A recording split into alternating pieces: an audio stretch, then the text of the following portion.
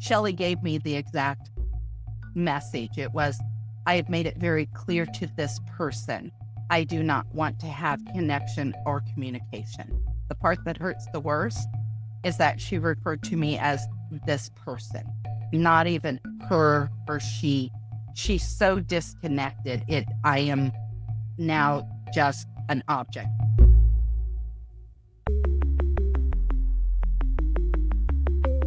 Who am I? Who am I? Who am I? Who am I? Who am I? Who am I? Who am I?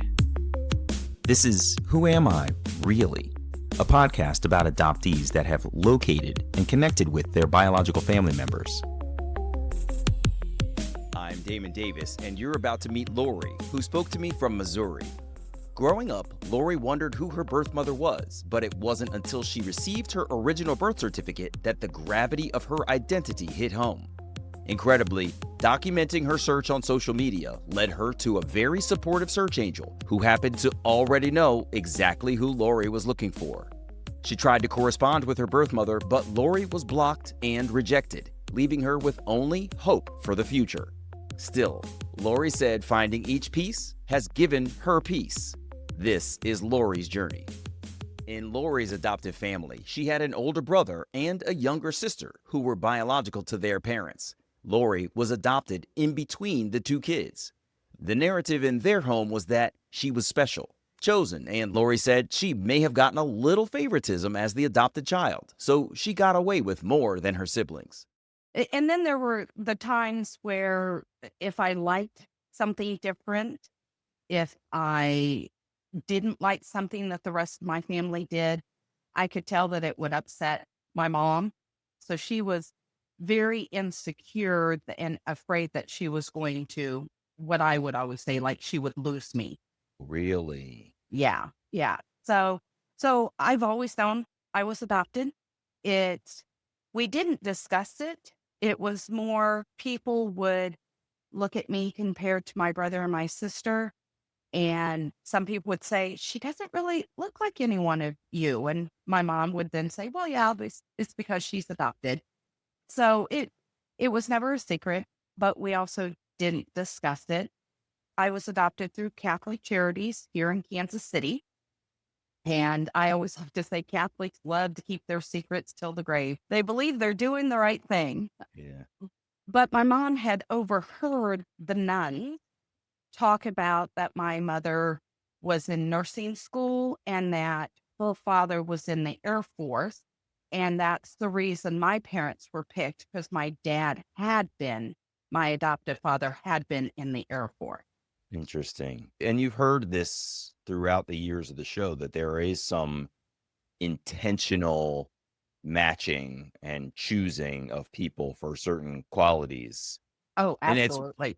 that's an interesting one because I'm not sure what that does to have a father who's in the same branch of military. I don't know what the connection is there for raising a child, but I guess when you're transplanting a child from one family to another, you're literally looking for anything you can latch onto to say, here's a similarity. Let's use that. Oh, yes. Oh, for sure. It's like they knew about genetic mirroring back then when they denied that there was any connection. Yeah, great point. Yeah, that's a really good point. I've never really thought about that there was this time of thinking of babies as blank slates, yet somehow they were trying to make it so that people were matched up with folks that in various ways resembled or had similarities to the biological parents. That's a really interesting point. Yeah. Yes. Huh. Yeah. Can you go back for a minute to, you said that your adoptive mother would kind of get beside herself a little bit when she noticed that you were liking things that the rest of the family wasn't necessarily into. And you suggested she might have feared losing you. Can you expound upon that? What do you mean there? It was, and it's funny because she had a daughter, my younger sister, and she had always told me she wanted two kids, a boy and a girl. And so when I would express like a different flavor in ice cream, I could remember her just saying, why do you have to be so different than the rest of us? Why do you have to choose differently? Why can't you be just like us? If I liked a movie or a show that they didn't like, she was always questioning why I had to be different. And she thought I was doing it on purpose. Even when I got older, middle school, it was throughout all my school years and everything. She just saw it as so it then communicated to me that she was always nervous about losing me. That's how I took it. And that I couldn't be my own self. I had to be like them. I had to, in order to keep her happy. And it did always confuse me because she had two children that were very much like her and my dad. But I also didn't understand why being different was so wrong. Yeah. Yeah. Yeah. You're, as a kid, you want to do the stuff you want to do. As a teenager, you're really striving for your individuality. And so that pressure to conform can be almost motivational. You know what I It, mean? it was. My first child, when I had my first child, my daughter, I named her Kirsten and her middle name Ashley. But as I was growing up, I liked the name Ashley. But then when I was pregnant, I heard too many Ashleys and I didn't want my Yeah. kid, be like everyone else. And my mom, for the first 4 or 5 months, refused to call her Kirsten because she's like, why did you change? You always liked the name Ashley. Why Oh, did you do that? And I asked her one day, I says, are you going to wait until the child is 2 years old and looks at you and said, why do you call me by a different name than everyone yeah. else? And so my mom then conceded to calling her Kirsten, but it was a name that she liked. And anytime I changed, it was like, why do you have to be different? Why do you have to be so difficult? And I was like, people change. I was pregnant and I saw 10 little Ashleys running around. Right. Like, we don't need to add an 11th and a 12th and a 13th. Let's make it a little different. No, Yeah. no. Wow. That's really interesting. And did you sense not, let's move away from your adoption just for a moment. Did you Mhm. sense other rigidity in her life where she didn't like change? If the plan changed, she had a hard time struggling, adapting, and conforming to a new plan? My mom did have some, I think, undiagnosed issues. She had a rough life growing up. She lost an older sibling to rheumatic fever. Her mom was divorced, and her real dad was not very nice. Her stepdad was more like a real dad to her. So she had a lot of instability in her life growing up. And I think she was trying to control everything, trying to make this perfect life. And she did. She wanted her kids to be perfect and everyone to be alike. So, yes, Yeah. I do think, and when you grow older, because I ended up being the caregiver for both of my parents who ended up in memory care together. But you see that you start to reflect as you become your own parent. What Yes. was your parents struggling with? That's very true. Yeah. Yeah.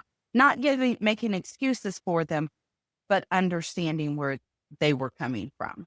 Yeah, and it's an interesting thing too, where as a child, you don't know enough about your world, let alone their history, to Yeah. understand the sources of how they parent. Right. And it's when you get older, you've had a chance to ask some questions, you've heard some stories from others, you've had your own experiences, and you can reflect on your own life and think, oh, if this made me feel this way in this situation, then perhaps this is why mom or dad reacted this way in that situation. You Yeah. can start to, for lack of better words, put two and two together, Oh, and yeah. it changes your perspective. That's a really good point, huh? How did you get along with your siblings? You pointed out there was some animosity for your special treatment. Yes. I get along with my older brother beautifully and wonderful and still very close to him now. the animosity was more between my sister and I, even though I'm smack dab in the middle of their age, so that it's the same on both ends. I think my sister always felt like she was second best or was fighting for acceptance and from both of my parents. We fought more, of course, being girls and stuff. And she was more sensitive to how I would get my way over her. And so we still are not very close to this day. And she's also, though, not very close to my brother. But it's interesting because I do see more of a connection between my brother and my sister that is a more natural connection and desire to stay connected than me with her. My brother is more drawn because it's his blood, it's his DNA. He's like, this is my sister. I'm his sister. That there's no doubt about that and everything. But both of our parents died in December, and my brother's, I've got to keep checking on my sister. And Yeah.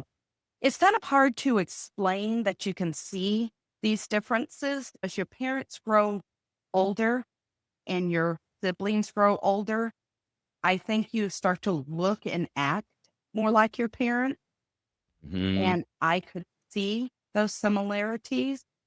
And my sister also suffers from some, I think, mental instability, the same as my mom. And she just struggles. So Yeah. we're not, didn't help. That I No, was I'll always bet it favored. didn't. Yeah. Wow, that's really interesting. And it's also interesting to hear. First, I'm sorry for your loss of your parents, but it's interesting to hear that you ended up being their caregiver. Yes. And when both of my parents had dementia, they had two different types of dementia. And that is a heart disease. That It is a cruel is. disease. And I always say it was because I was adopted, I could detach more mentally from them than my brother and my sister. My brother did struggle a little bit. He saw that as his future. He, it, which I did, so I could use that as I know this isn't my future. And I could mentally and maybe even somewhat emotionally detach from knowing that this was not my DNA. And I then saw them as I need to care for them. A lot of the social workers that I worked with in the homes that they were in, they also saw it as being an adoptee, being very dutiful. This is my duty. They Oh, yeah. they took care of me, so I've got to pay them back. Well, And let me ask you something there. I hear what was suggested to you, and I respect that's entirely possible, but I'm also curious about whether your siblings gave you much of a fight, for lack of a better words, to care for their parents. Do you know um, where I'm going with that?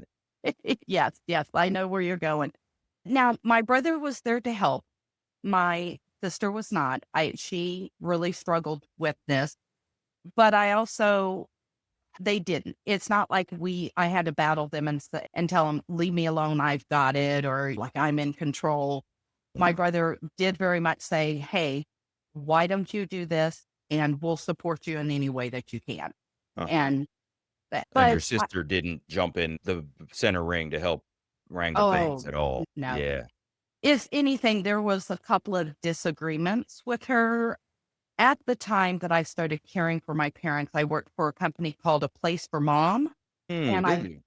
yes. And so I had a little bit of probably more knowledge and experience also, and just stepped in. So I'm kind of a take charge person anyway. And I think my brother was just like, yeah, go right ahead. All the way back to elementary school, Lori said she's always wanted to search for her birth mother, wondering what she was doing and where she might be. She had a book about an adopted child who wondered about her birth family, which Lori read frequently. Lori's adoptive mother told her that her birth mother was in nursing school, so Lori was focused on the nursing profession for herself. In an interesting twist, Lori spent her days commuting to work through Kansas City, Missouri, driving right by a significant landmark from her own past. I don't remember not ever wanting to surf. One day I will find her. So I grew up wanting to be a nurse. I was dead set on becoming a nurse. And anytime I would talk to strangers and someone would say, "Oh, you remind me of my aunt. You smile like my aunt," or someone in their family, I would stop them and go, Is this person is your aunt a nurse? What does she do for a living? Was she ever in school for, all the way down to elementary school. I Wow. just always wanted to search. I would always say, I want to find my birth mother someday. I did mention that to my mom one time. I said, I want to find her when I grow up. And she said, I will help you under one condition. And that is the first time you meet her, that I am there with you. And I was just, I don't know if I want anyone there with me. So I Yeah. was just kind of like, Lori, that's a tough one. it is. It is. And I will say that my parents passed without ever knowing that I found out about my birth family. I Really? never told them. Yeah. Wow. That is And fascinating. yeah. And that was hard, but I was just like, no, I'm not going to do that to them. So I've always had the desire, and I was born here in Kansas City. My mom had been sent here to a maternity home for wayward girls called St. Anthony's Home for Infants. And ironically, this little building sat on this corner, Paseo and 27th Street. And for 20 plus years, I passed this little building on my way to work and on my way to home. Wow. And I would sit there at that stoplight and I was like, that's an odd little building. Wonder what that used to be. It Really? caught, yes. I mean, it is, eventually got to tour it just before they tore it down. I mean, it is an unassuming building, but you were just like, what did that used to be? And through a mutual friend at Hallmark, had been watching a series on Kansas City history on our local PBS station. And he said, hey, that used to be St. Anthony's Home for Infants. And I was like, what? So, yeah. So, since about the year 2000, I then would pass it and know and look at it and say, that's where my mom was. That's where now my birth certificate said I was born in St. Mary's Hospital, which was just across the street from a company that I worked at for 26 years. And it was torn down to put the new Federal Reserve building on. But it was just it that I felt like something was calling to me. Oh, yeah. But I was born 3 days before Christmas, December 22nd. So my parents did not take possession of me until 14 days later, 2 weeks later, because of courts being closed and the holidays, Christmas Oh, and New yeah. Year's. Things would be closed between December 25th and New Year's. Yeah. Oh, that's really interesting. And then when New Year's passes, they got to ramp back up. Yep. Oh, wow. Yeah. Huh. Yeah. So it dawned on me many years later, I have no idea who or where I spent my first Christmas. I have no pictures, no memorabilia stuff, no baby's first Christmas ornament. And ironically, cleaning out my parents' home and going through, and I still have thousands of pictures to go through. I find this picture dated December 25th, 1967, and it's a photo of my mom, my brother, my dad at my mom's, I think at her family. And I'm looking at that going, I was born at that time, but I'm not in the picture because I'm not part of the family yet. Oh, my gosh. And Wow. I just found this only about 4 or 5 years ago. So it's things like that sometimes non-adoptive people just don't get. I'm like, where was I at that time? Where was I spending my first Christmas? Was I at St. Mary's Hospital? Was I at St. Anthony's Home for Infants? Yeah. That And is so fascinating. yeah. And I never knew to ask my parents where they picked me up. So, and by the time I was aware of that, they were in their dementia that I couldn't ask them. So that's another part of my story that's kind of missing. That's the puzzle piece missing. Yeah. But That wow. yeah, so I'd always wanted to do that. And then I believe it was 1994. Or, Wait, let me just hold on for a second. I just yeah, want to stay with that for a minute because this is a really interesting component of adoption that a lot of people don't appreciate. That there is a time in an adopted person's life in what I call the relinquishment transition between the time that they're born and the time that they actually land in their permanent family where they may not know where they are at all, right? Same for me.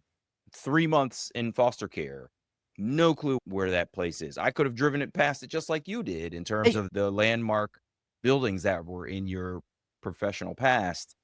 The idea that yours is so poignant because Christmases and holidays of whatever kind are so special, and there's always a first whatever the momentous occasion is, yep, and for you to be born not in the family, not have any idea where you are as an adoptee, but also not have any idea where you are as a human would normally be celebrating with a family at this time, mm, and to have found a picture that clearly demarcates.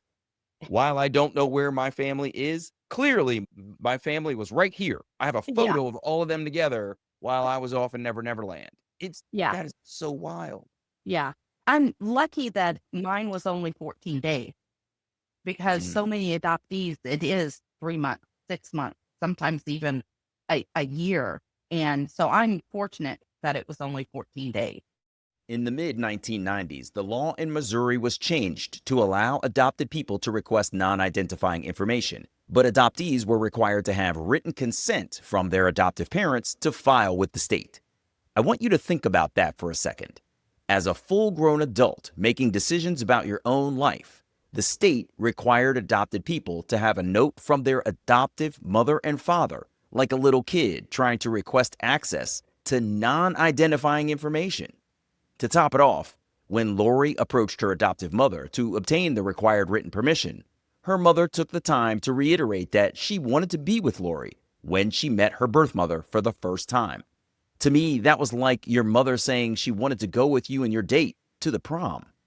Anyway, Lori received her non ID, which had some general information on her birth mother's age, the woman's appearance as a petite girl with blonde hair and blue eyes, and it noted that she was of Swedish and French descent.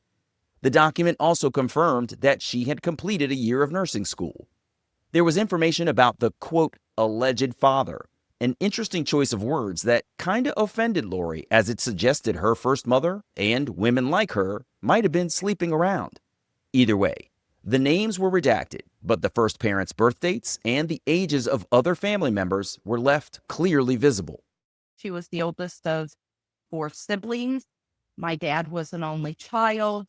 His parents divorced when he was 12.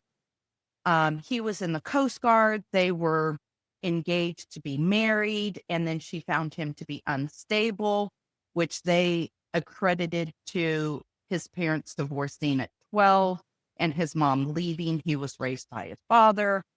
So she broke off the engagement. Something happened in the Coast Guard. He went AWOL. Then she found out she was pregnant.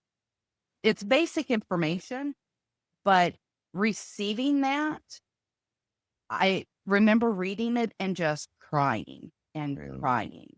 And they had a little bit of a personality assessment of her. that because she was raised with a father who was a military man and she had traveled the world, she thought she was superior to the other girls in the home. Wow. And I was like, huh, okay, so confident. Yeah, Take charge kind of person, charge. potentially. Yeah, right. Yeah, I kind of saw this. I was like, oh my gosh. I mean, I did latch on to as much information that I could that made me feel like who I was, who it kind A of, connection. Yeah. yeah. And that's the only information I had for years. I joined all the like Alma, but they've got to send in their information and stuff. Nothing happened until 2015 when I did consumer DNA. I tested with 23andMe and Ancestry. And for the first 2.5 years, I didn't have many matches. The closest I had was fourth cousin. And there were a couple of people who reached out to me. One very important person who became instrumental a little bit later. She was a retired professor from a major university in Ohio in biology, specializing in DNA. So she knew all this stuff and she Wow. gave me all this information. And I was like, I have no idea what to do with it. Right. This is all I know. I gave her what I knew. And she's like, well, I don't have anything in my family tree. Her name was Ruth. And then 2017, because of DNA, I had a second cousin match and I didn't know which side, paternal or maternal. I didn't know. She reached out to me and said, hey, we are related through this person. And she wanted to know more of how we were closely related. Here was our common ancestor. So I looked at her family tree and I saw that her grandma, who she said we were related through, had a younger sister who had the same birth year as what I had calculated my maternal grandmother to have, my mom's mom, because I had the age, her mom's age at the time of my birth. Aha. So I got all excited. Oh my gosh, this is someone on my maternal side. I gave her all the information of my mom, dad in the Air Force. She's the oldest of children. I noticed that your great aunt has the same birth year, yada, yada. And she replied back, no, that aunt and uncle were missionaries in Africa. He was never part of the Air Force. They only have 2 boys. She goes, do we have any other common DNA matches? And I was like, actually, we didn't. We had just one common. So that led me back to my 23andMe account for some reason. Something told me to go check there. I came across the communication with Ruth again. Something led to me to read through. And a name that Ruth had given me that were related. And she gave me like a lineage through these people. And there was this one name, Adolf Larson, which is pretty unusual name. And I says, wait, I saw that in the family tree of the second cousin. And when I reached back out to her, told her about Ruth, she goes, oh yeah, I know Ruth. Ruth is my grandma's cousin. They're best friends. I know who your birth father is. Dang. I know. I was like, birth father? I was like, whoa. And come to find out, my birth father's mother was her grandma's. So my paternal grandma was her grandma's older sister. Oh, really? Older sister. Oh, that's so interesting. Huh. And she was the one birthday or age I did not have. She was the one person that I had the least information about. Is that right? Wow. Yeah. And that's how we found it. But at the same time, she tells me who my father is. I find out that he has been dead since 1986. Oh, boy. So, and this is in 2017. And so that high and that low of, woo, found my father, but he's dead. But she told me that her grandma and the other sibling, the younger sister, were professional storytellers in Philadelphia. Wow. And I found that very fascinating because I've always been the storyteller of our family. Really? Everything that happens in our family, I make into a story. Wow. Sometimes I include too many details because I'm all about building up to it. And no, I always have a good ending. I'm great at writing speeches because I'm good at a good start that grabs them and I can finish it. But I felt a connection there. I was like, that's where I get my storytellers. Unreal.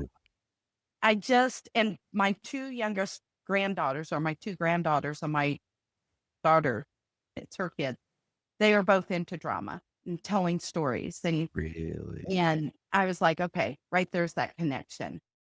Lori felt the disappointment of finding a grave on her search, but the man's life was represented in an ancestry family tree of his former wife. Lori reached out through the platform to the woman, explained that the man was her birth father, and the woman shared in return that they had two daughters. But Lori's birth father had left the family when the girls were very young, and shortly thereafter, he passed away. Lori did some more ancestry and Facebook searching, but didn't do much with her paternal information because in 2018, Missouri law changed again, allowing adopted people access to their full original birth certificate. And if I'm not mistaken, I don't think you needed a note from your mommy anymore to get your vital record. Lori was present in Jefferson City, Missouri for the big celebration of the legislative change, where she met a search angel, and there were speakers in a conference-like atmosphere. Lori said 250 people were hoping to receive their original birth certificate at the... And they only handed out 21. And I was one of the 21 people that got my original birth certificate that day. Whoa. Wow. Very lucky. Indeed. Wow. Do you have any idea why they handed out so few that day? Yes, that they were not prepared. They didn't I take it know. seriously. And they didn't try hard enough. They were like, yeah, it's not going to be that well attended. Yeah, it was a big, oh my Lord. I can remember I was holding hands of another adoptee I just met from St. Louis.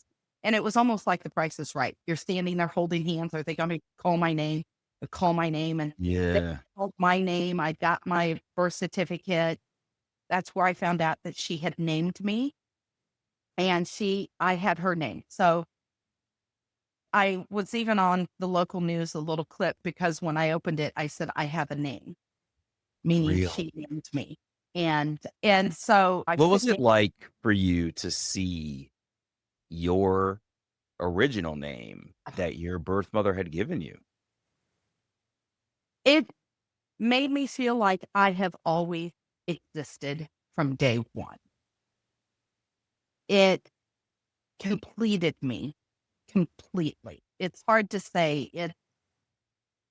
I no longer felt empty. I felt like a real person, like I wasn't a poser anymore.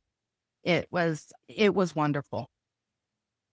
It's interesting because to this point, I haven't gotten from you, Lori, this sense of emptiness. You haven't really said that. I mean, you've said that you've always wanted to search, but I guess I didn't really detect, as I think here and put it all together, you've said that you've always wanted to search from when you went in elementary school, that you were caught by your adoptive mother for being different. So I could see it, but I guess I didn't really think about you saying that you were feeling empty. So this is really interesting to hear that just that piece of information Yeah. was so validating.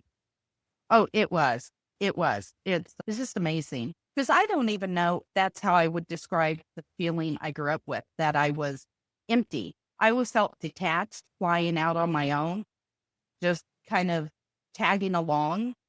So Yeah. I no longer had that feeling of detachment. Mm. But so I posted a picture of me holding the birth certificate, and I gave my birth mother's name, posted it on Facebook, and said that I'm looking for you. I didn't realize how many people were following my story. And that post was shared over 300 times. And within 10 minutes, my phone blew up with all of these people with information that they found out about her. I mean, Wow. I couldn't even open my laptop to get to my Ancestry account to do any searching because I was too busy receiving messages, text messages. No one called me.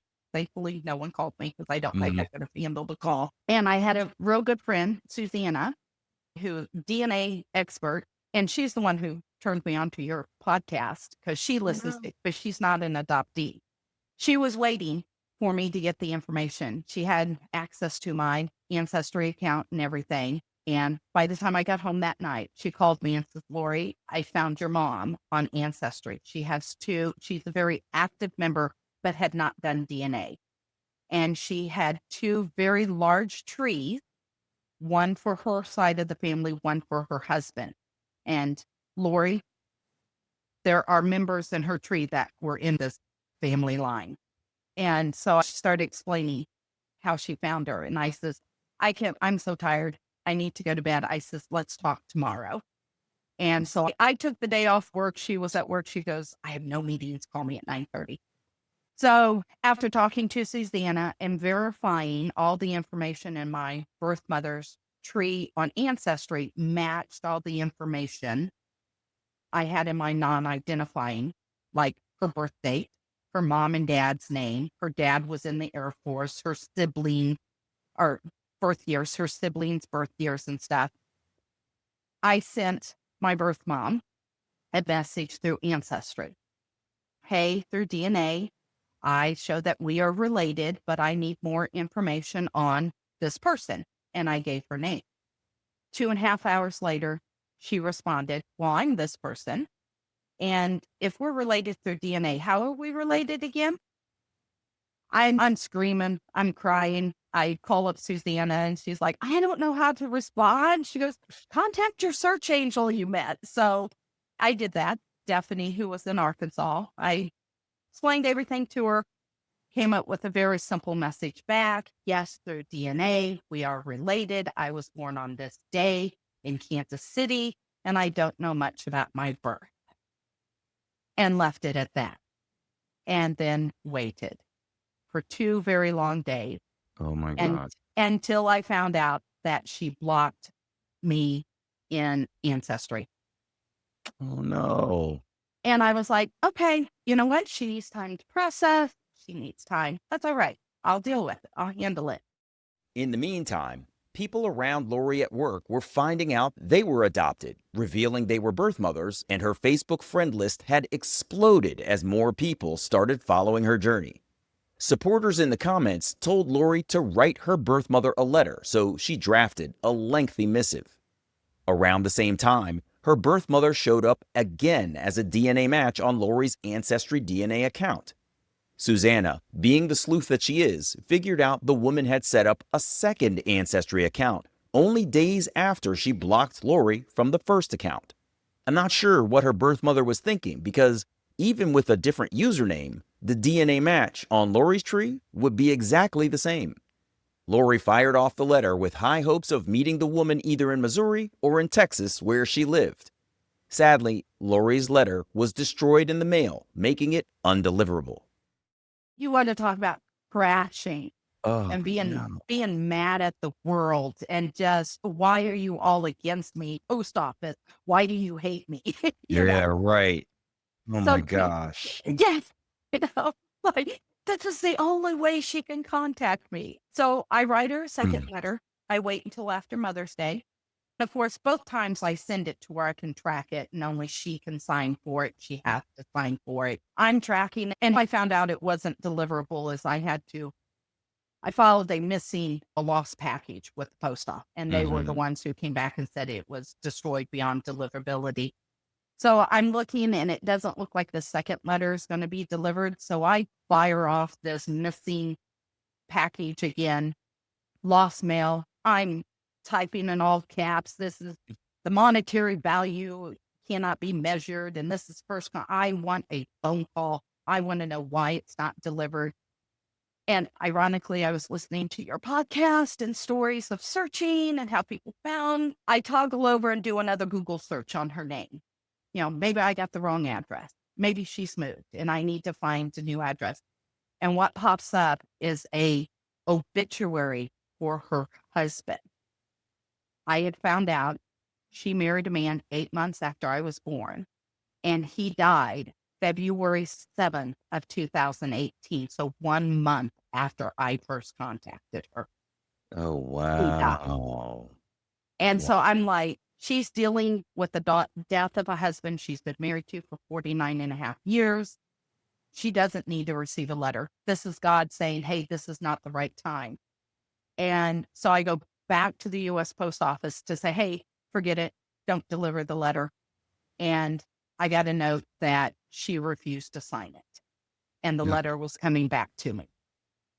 And Mm. so I'm like, that's okay. That's okay. I'm going to, again, she's dealing with this thing. It's not the right time. It's okay. A year later, I get a second cousin match on my mom's side. She reaches out to me, says, hey, we have this common ancestor, and I'd like to explore more of how we're related. Our common ancestor was different generations. It was my great great grandparent, but it was her great grandparent. So I respond back to her. Well, I'm adopted. I did DNA to find my birth mother, and our common ancestor, here's the difference. So here are who my great grandparents are. Her response back, her name is Shelley. Shelley responds back, oh, well, I knew your grandparents, Dottie and PJ, and I'm very good friends with their daughter. She names my mom. We do ancestry together. And she goes, have you been able to locate your mom and been able to reach out to her? And I'm no. like, does she know? She doesn't know. Oh, And it's oh, crazy because if she's doing ancestry with your mom and it sounds like the way you're portraying it, she is surprised at knowing you in that relation. Your mom clearly hasn't told her. Oh. Word. clearly not even after. But I respond back and tell her, well, you may or may not know this person is my birth mom. Here are the times I've reached out to her. This is what she did. Her response back, well, the very first person I contacted when she originally got my email that I was an adoptee looking for my birth mom was my birth mom. She got that email, picked up the phone, and called her. Hey, we have an adoptee looking for her birth mom. Are you serious? I am dead serious. Oh my gosh, your search landed on your own birth mother's computer. Yeah. Oh my gosh, that is So, wild. so Shelly's telling me, she goes, I called her and said, hey, we need to help this person because I guess they had helped other people find out how they were related. And she goes, it might explain why she was acting so odd on the phone call. She goes, she's normally very chatty. She wouldn't talk. And she just kept saying, well, I know so many birth mothers that just want that chapter closed. They don't want to visit that chapter. They don't want to reopen. There are so many birth mothers that really don't want contact. And she just thought it was odd. And my birth mother told her, hey, I'm getting ready to leave, go on a trip outside the country. I'll be gone for 3 weeks. I'll look at her information to see if she's valid, and I'll let you know when I return. So Shelly and I communicated quite a bit during those 3 weeks. And she's like, how is she going to deny the DNA? Blah, blah, blah, blah. Then Shelly replies back to me when my mom gets back, and my mother communicated to her that she wanted absolutely no connection with me. And Shelly gave me the exact message. It was, I have made it very clear to this person, I do not want to have connection or communication. And I told Shelly, I says, the part that hurts the worst is that she referred to me as this person, not even her or she. She's so disconnected. I am now just an object, basically. That hurt. Personified you, yeah. Yeah. That hurt. That was hard. But Shelly and I have connected. We have met twice. And then around that same time, 2019, got one more little surprise. I had on my 23andMe DNA, I had a first cousin match. And I was like, I looked at where she was born, and we were matched on my maternal side. She lived in LA. So I was like, my mom's two younger siblings live in Arizona. I'm like, I bet you anything she's one of their siblings. So I reached out to her and said, hey, I'm an adoptee. I did DNA to find family. You're on my maternal side, gave the last name, said, wondering if you're related to this family. And if so, do you have any information that you would like to share with me? Her response back was, that's quite interesting. I'm also adopted, and we match on my maternal side. No. And she told me she was born in Arizona. And I replied back, I know who your birth mother is. Are And you serious? yes. So my What's your mom, age difference, if I may ask? we are 7 or 9 years apart. Who's older? I am. I'm older. And this is my mom's youngest sister. Wow. There's 3 girls and then a boy. And so this sister's only about 5 years younger than my mom. And my mom was 21 when she had me. And so her sister has also relinquished a child, and you two have found each other. Whoa. Yeah.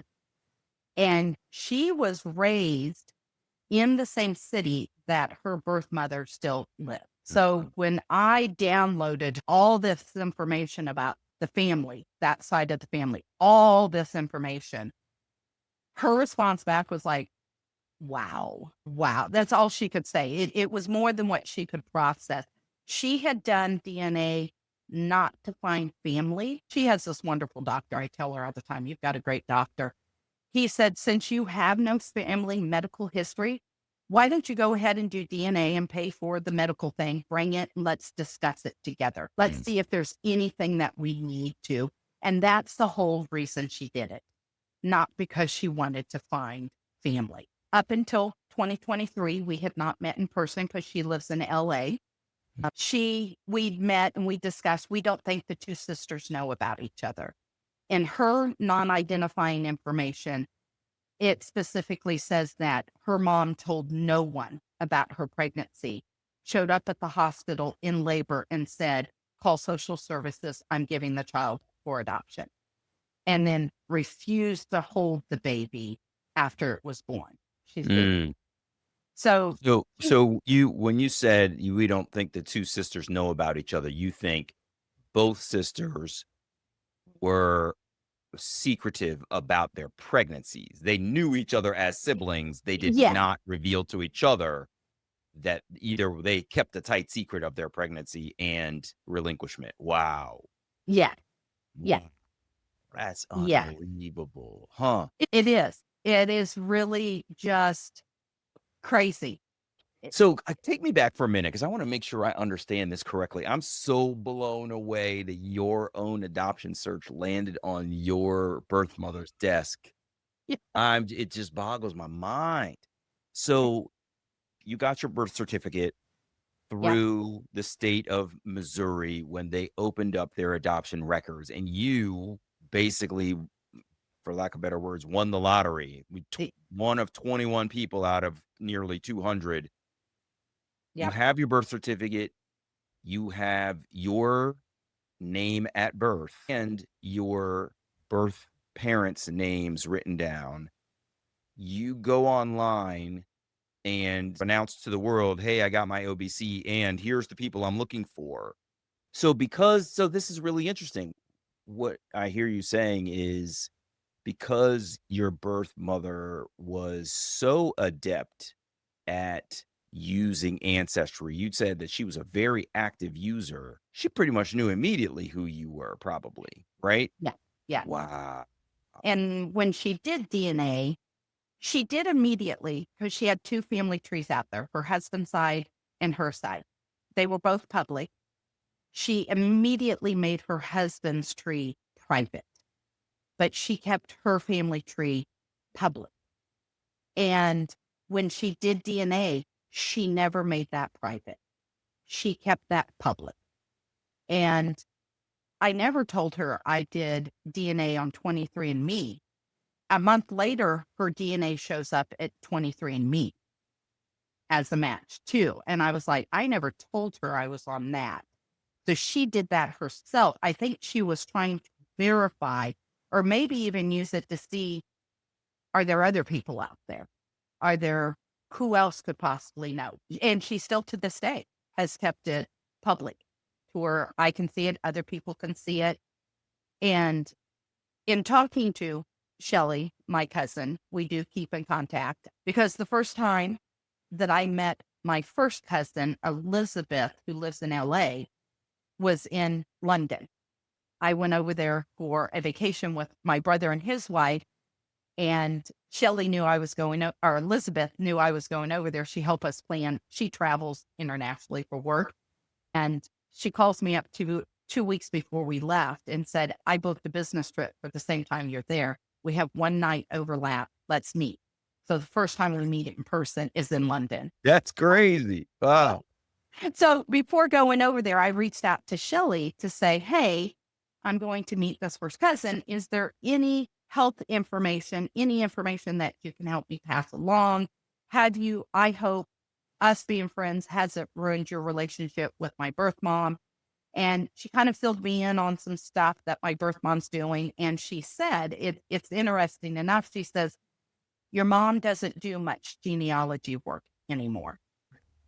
Yeah. Which I was like, did she do it hoping to find me? Or was it to find me and then keep me quiet from the rest of the family? Or once she found, I've reached out to her, even though she doesn't want any type of connection, did it satisfy her longing of, I know where she's at. I know that she's okay, but I don't know. But I would love to talk to her about that. I'm still hoping and praying that she comes around. Sure. And she wants to reach out. So, I mean, to me, my story is still going on. I'm still searching. I wrote a letter to my half brother on my maternal side earlier this year and mailed it without any pageantry, just put a stamp on it. He gets it. And then realized 2 weeks after I mailed it that I mailed it to my birth mother's address and not his address. Oh no. I know. Oh my gosh.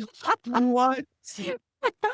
I'd written down the wrong address because I have all these addresses. Yeah. And I was just like, what was I thinking? And I was like, well, I don't think he got the letter. Yeah, right. Oh my gosh. But what's So interesting about that though is having received that from you, I'm betting she opened it, right? The other one she had to sign for. So at that time, she had already figured out your genetic connection. So when a letter came and it was really formal, she went, oh, no, I'm not signing for that, right? I know what that is. This Yep. thing comes very mundane, accidentally addressed to your brother, but clearly from you, you can't not sign for it. And unless she just threw it in the trash, which I doubt, I bet she opened and read that. That's what I'm wondering.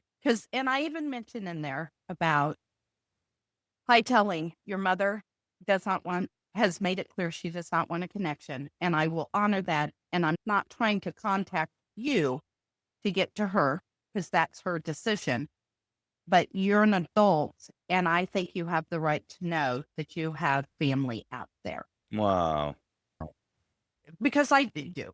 It's got to be hard for her. The shame that those women were heaped on and they were told, just forget it. They buried it. And I can respect that, but I also don't think he should be denied that he knows that he has. And I don't want to wait until she is dead and then reach out to him. I want to give him the chance to talk to her about it, reconcile with it. When we started, Lori said that she had not shared her reunion journey with her adoptive parents, holding on to her secret. They had begun to suffer dementia, so I wondered about her searching in secret, the irony that Lori was being kept a secret by her birth mother, and what it was like to go through the emotional roller coaster of maternal reunion rejection. It was hard.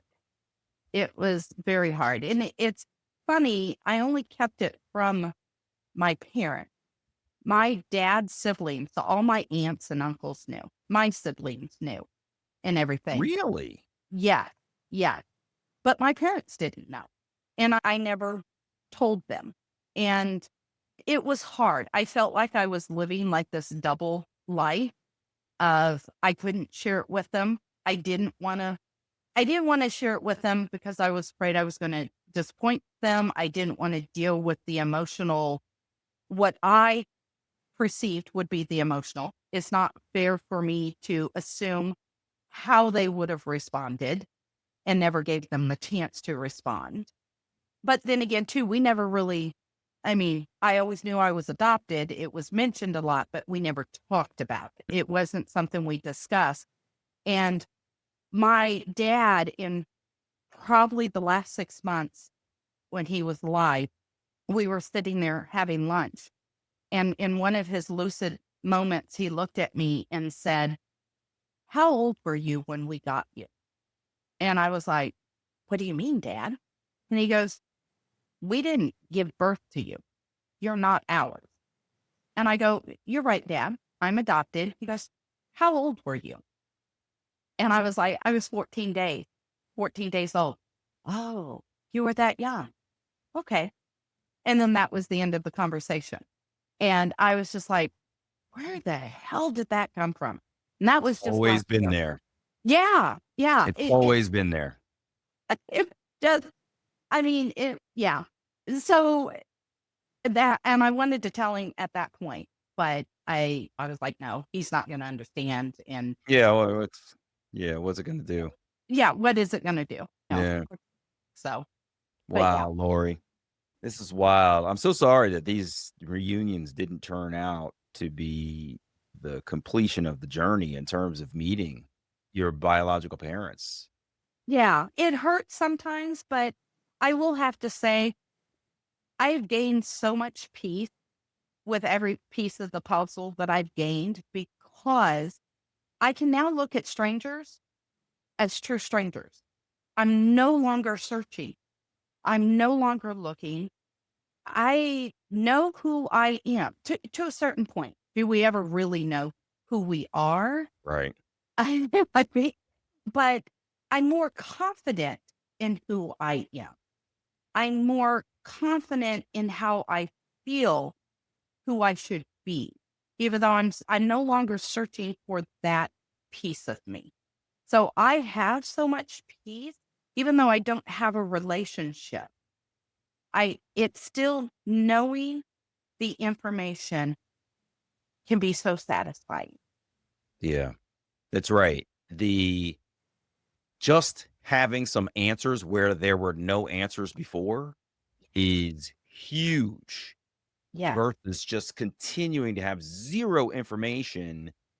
It does leave you with a sense of being incomplete. And so I can see how, despite not having actual reunions, knowing the story, hearing your birth mother's occupation, all of the components of figuring out where she lives, being in touch with some of her friends, all of those elements add in a bit of color. I'm thinking about it. You remember when you were a kid and you were first learning to color with a crayon? Yeah. You got it inside the lines, but there was some white spaces around, and yours never looked as good as your parents because they were really good at it. And what ends up happening is, as you get more adept with your dexterity of your fingers, you really can fill in some of those blank spaces, and the coloring that you do, just as the picture is that much more vivid. Yeah. That's what it feels like. Yeah. You can fill in all those little teeny tiny white spaces, and now the color and the picture's clarity is just that much better. That's the analogy that comes to mind. Oh, yes. That is the perfect way to describe it. Yes. Wow, Lori, I'm really glad that you have that sense of completion in your life. It's super important because it can be very hard to go through life still wanting some kind of answers, and to just even some answers is really valuable. So I'm glad for you for that. really cool. Yeah, All right. it is great. Well, you take care, Lori. Thank you so much for being here with me. I appreciate it very much. Oh, thank you, Damon. It was great All right. talking with you. You too. All the best. Okay, bye. Hey, it's me.